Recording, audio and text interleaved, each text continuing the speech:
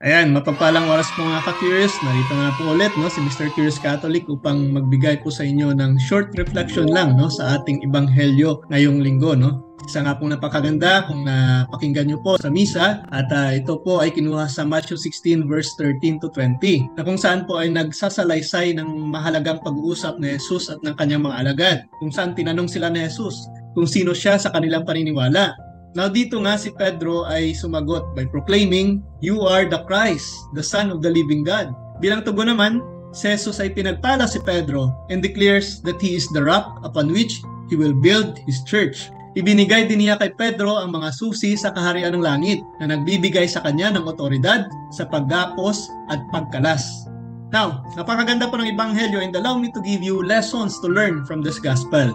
Una, Jesus is the Christ. The passage highlights the central belief in Jesus as the Messiah and anointed one sent by God to save humanity. Nung sinabi ni Pedro, ikaw ang Kristo, ang anak ng Diyos na buhay. Na kung saan, hindi siya sinaway ni Jesus. Bagkus ay pinagpala niya pa na nagpapatunay na siya talaga ang Kristo, ang anak ng Diyos. Ito rin po ay paanyaya din sa atin sa kung paano paraan ba natin kinikilala si Jesus. Kung siya ba sa atin ay isang tao lamang sa iyong buhay? Siya ba ay isang propeta lamang na nagpapahayag ng mensahe ng Diyos? O isa lang ba siyang genie na para sa iyo ay hinihingan mo lang palagi ng iyong mga kailangan? O isa siyang Diyos na dapat mong ialay ang iyong tiwala at buhay? Nasa sa inyo na po ang sagot. At sana nga po, kagaya ni Pedro, ay buo sa ating kalooban ang pagkilala natin sa ating Panginoong Jesucristo na natatanging Diyos, ang anak ng Diyos na buhay. Pangalawa, faith and confession. Ang pagkonfess ni Pedro ng kanyang pananampalataya ay nagsisilbing paalala ng kahalagaan ng pagiging bukas sa ating pagpapahayag ng ating paniniwala kay Jesus bilang anak ng Diyos. Marahil ito rin po ang magiging tanong para sa atin. Buong-buo ba sa iyong sarili ang iyong pananampalataya sa Diyos? Dahil baka katulad rin po tayo ng iba na meron ngang pananampalataya sa Diyos, ngunit nagtitiwala din sa mga fungsuing, lucky charms, magic, sorcery, panghuhula. Baka yung iba ay inaasa ang kanilang buhay at tagumpay sa kanilang sarili lang mismo at hindi sa Diyos. Ang ebanghelyo nga po ay nagpapaanyaya sa atin na dapat tayo rin ay may paninindigan sa ating pananampalataya sa Diyos. Malinaw po ang tanong ng Diyos para sa atin. Sino ba siya para sa atin? Na parang sinasabi ng Diyos sa atin na siya lamang ba ang inaasahan mo? Sa Kanya ka lamang ba nagtitiwala? Sa Kanya mo lang ba inaalay ang iyong buhay? Sa Kanya lang ba nagpupuri ang iyong puso't isipan? Nasa sa inyo rin po ang sagot. At sana nga po, kagaya ni Pedro, ay masasabi rin natin sa ating sarili, masasabi rin natin sa Diyos na ikaw lamang ang nag-iisang Diyos na aking pinagkakatiwalaan. Pangatlo, the church. After nang magdeklara si Pedro ng kanyang firmness, ng kanyang pananampalataya sa Diyos, Jesus establishes the church to him as an instrument for spreading the gospel and continuing his mission on earth. Ito nga po ay nagtuturo sa atin na kapag matatag lamang tayo sa ating pananampalataya sa Diyos at kinikilala siya na nag-iisang Diyos lamang at wala ng iba, ang Diyos sa kanyang awa ay ibibigay ang kanyang tiwala sa iyo bilang kanyang instrumento. Sabi nga po ni Jesus, ang mapagkakatiwalaan sa maliit na bagay ay mapagkakatiwalaan din sa malaking bagay. Kung mandaraya sa maliit na bagay, ay mandaraya rin sa malaking bagay. Kaya kung hindi kayo mapagkakatiwalaan sa mga kayamanan ng mundong ito, sino ang magtitiwala ng tunay na kayamanan? At kung hindi kayo mapagkakatiwalaan sa kayamanan ng iba, sino ang magbibigay sa inyo ng talagang para sa inyo? God knows our hearts. At alam ng Diyos kung ano ang nararapat po para sa atin. Now, kapag sa Diyos lamang natin inaasa ang ating pagtitiwala at buhay, ibibigay niya rin ang nararapat na biyaya para sa atin na siksik, liglig, at umaapaw pa. Kagaya ni Pedro na napatunayan ang pagiging buo ng kanyang pananampalataya sa Diyos, kaya binigyan din siya ng Diyos ng isang malaking tiwala na pamahalaan ang kanyang iglesia. Pangapat, Peter's primacy. Well, sa Ebanghelyo nga po, Jesus designates Peter as the leader of the apostles and foundation upon which the church is built. Ang talatang pong ito ay naglalatag ng pundasyon for the papacy and the role of the Pope as successor of Peter.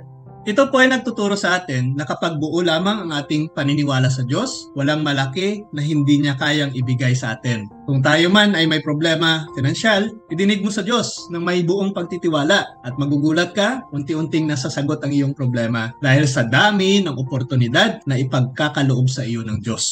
Maybe in the form of promotions, business, employment, sales, etc. Na kung saan, hindi natin malilimitahan ang mga bagay na ito kung ang Diyos na mismo ang magbigay nito para sa iyo.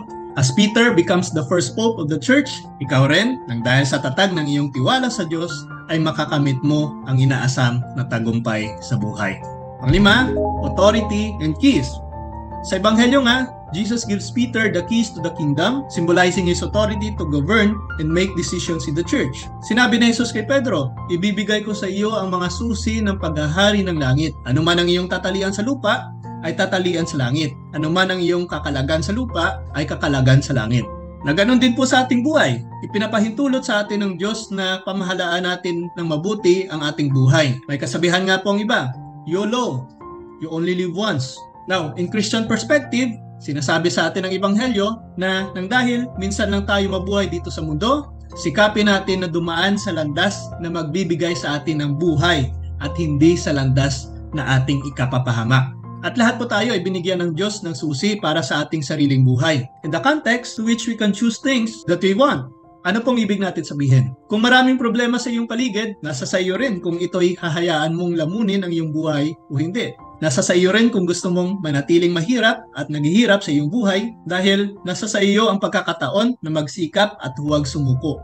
Nasa sa iyo rin kung hahayaan mo ang iba na kontrolin ang iyong buhay dahil nasa sa iyo rin naman ang desisyon kung gusto mong lumago o magpakalugmok sa sinasabi ng iba. At marami pang iba. Kaya gamitin mo ang mga pagkakataon na ito na ibinigay sa iyo ng Diyos. Nasa sa iyo ang susi upang magtagumpay sa buhay na naaayon sa awa ng Diyos. At nasa sa iyo rin kung mananatili kang talunan at walang silbi. Always remember, our God is God of possible.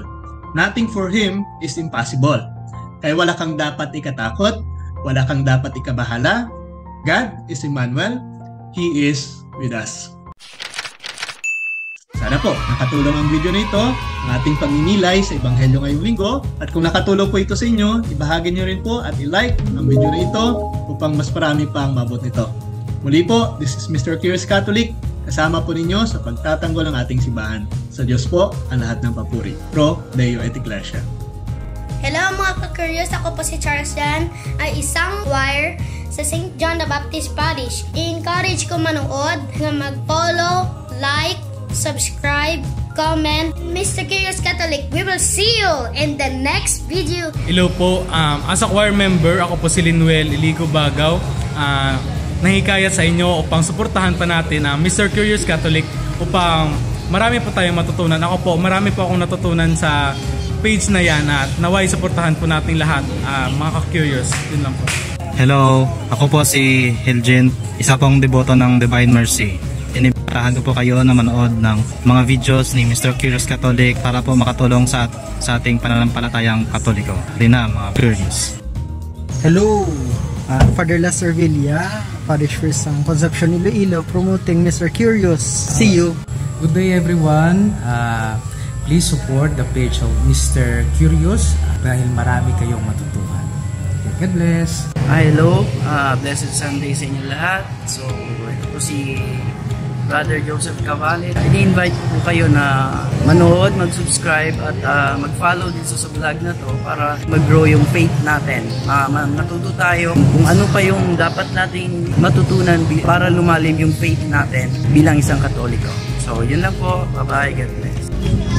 Hello, isang magandang araw po sa inyo. Ako nga pala si Brother Arthur Guarnes, isa pong spiritual lay collaborator ng Archdiocese of Faro. Inanunyahan po namin kayo dito na manood, makinig.